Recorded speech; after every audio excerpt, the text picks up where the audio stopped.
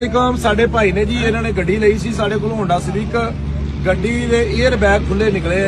ਉਹ ਗੱਡੀ ਚੈੱਕ ਕੀਤੀ ਤਾਂ ਗੱਡੀ ਕੈਨਸਲ ਕਰ ਦਿੱਤੀ ਡੀਲ ਔਰ ਗੱਡੀ ਅਜੇ ਵੀ ਵਾਰਦ ਦੀ ਲੇਕਿਨ ਮੁਤਮਿਨ ਨਹੀਂ ਹੋਏ ਜ਼ੇਨੀ ਤੌਰ ਤੇ ਅਸੀਂ ਆਪਣੇ ਕਸਟਮਰ ਨੂੰ ਫਸਾਉਂਦੇ ਨਹੀਂ ਪਹਿਲੇ ਕਸਟਮਰ ਤੋਂ ਮੁਤਮਿਨ ਹੋਣੇ ਆ ਨਾ ਅਸੀਂ ਧੱਕਾ ਕਰਨੇ ਆ ਨਹੀਂ ਲੈਣੀ ਤੇ ਨਾ ਸਹੀ ਦੇਣੀ ਹੈ ਦੇ ਦਿਓ ਇਹ ਤਾਂ ਧੱਕੇ ਵਾਲਾ ਕੰਮ ਨਹੀਂ ਹੈਗਾ ਕਿਉਂ ਗੱਡੀ ਰਾਤੀ ਅਸੀਂ ਵੇਚੀ ਉਹ ਇੰਸਪੈਕਸ਼ਨ ਹੋਈ ਗੱਡੀ ਦੀ ਸਾਰੀ ਗੱਡੀ ਜਰਮਨ ਇੱਕ ਦਰਵਾਜ਼ਾ ਪੇਂਟ ਸੀ ਹੁਣ ਦਿਨੇ ਗੱਡੀ ਅਸੀਂ ਇੱਕ ਵਾਰੀ ਨਹੀਂ ਗੱਡੀ ਚੈੱਕ ਹੁੰਦੀ ਤੇ ਤਿੰਨ ਚਾਰ ਵਾਰੀ ਚੈੱਕ ਹੁੰਦੀ ਹੈ ਗੱਡੀ ਹੁਣ ਜਦੋਂ ਚੈੱਕ ਹੋਈ ਤਾਂ ਉਹਦਾ ਡੈਸ਼ਬੋਰਡ ਜਿਹੜਾ ਨਾ ਉਹਦੇ ਤੇ ਰੈਕਸੀਨ ਚੜਿਆ ਸੀ ਪਤਾ ਲੱਗਾ ਕਿ ਇਹਦੇ ਡੈਸ਼ਬੋਰਡ ਰੈਕਸੀਨ ਕਿਉਂ ਚੜਿਆ ਗੱਡੀ ਜਰਮਨ ਹੈ ਵੇਖਿਆ ਤਾਂ ਉਹਦੇ 에ਅਰ ਬੈਗ ਖੁੱਲੇ ਨਿਕਲ ਆਏ ਭਾਈ ਹੋਰਾਂ ਨੇ ਗੱਡੀ ਲਈ ਸੀ ਉਹ ਗੱਡੀ ਕੈਂਸਲ ਹੋ ਗਈ ਉਹਨਾਂ ਨੂੰ ਕਿਹਾ ਪੈਸੇ ਛੱਡ ਦਿਓ ਉਹਨਾਂ ਨੇ ਕਿਹਾ ਜੀ ਮੈਂ ਪੈਸੇ ਵੀ ਛੱਡ ਦੇਣਾ ਲੇਕਿਨ ਇਹ ਨਹੀਂ ਮੁਤਮਿਨ ਆਂਦੇ ਨਹੀਂ ਅਸੀਂ ਲੈਣੀ ਹੀ ਨਹੀਂ 에ਅਰ ਬੈਗ ਖੁੱਲੇ ਵਾਲੀ ਬੰਦੇ ਨੇ ਕੀ ਕੀਤਾ ਉਹਨੇ ਜਿੰਦੀ ਗੱਡੀ ਉਹਨੂੰ ਨਹੀਂ ਪਤਾ ਪਿਛਲੀ ਪਾਰਟੀ ਨੇ ਕੀ ਕੀਤਾ ਉਹਨੇ ਬੋਨਟ ਵੀ ਨਵਾਂ ਪਾਤਾ ਮਗਰਾੜ ਵੀ ਨਵੇਂ ਪਾਤੇ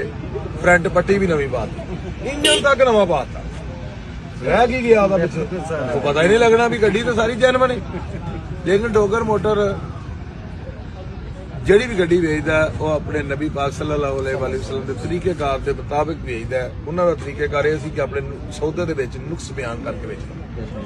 ਅਸੀਂ ਆਪਣਾ ਸੌਦਾ ਝੂਠ ਬੋਲ ਕੇ ਨਹੀਂ ਵੇਚਦੇ ਇਹੀ ਸਾਡੀ ਤਰੱਕੀ ਦਾ ਰਾਜ਼ ਹੈ ਔਰ